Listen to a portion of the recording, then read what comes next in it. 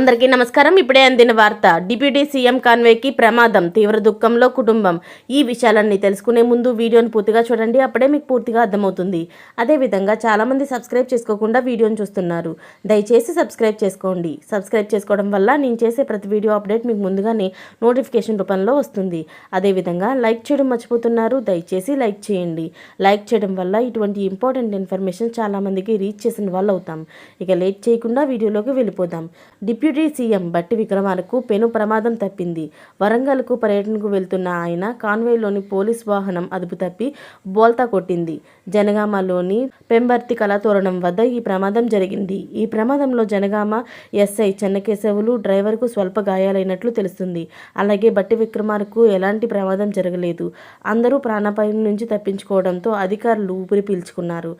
అయితే గాయాలైన ఎస్ఐ చెన్నకేశవులు, డ్రైవర్లకు స్వల్ప గాయాలు కావడంతో వారిని హాస్పిటల్లో జాయిన్ చేశారు. వారి పరిస్థితి ఇప్పుడు ఎలా ఉంది, ఏంటి అన్న పూర్తి వివరాలు ఇంకా తెలియాల్సి ఉంది. మరిన్ని లేటెస్ట్ అప్డేట్స్ కోసం ఛానల్ని సబ్స్క్రైబ్ చేసుకోండి. Thanks for watching friends.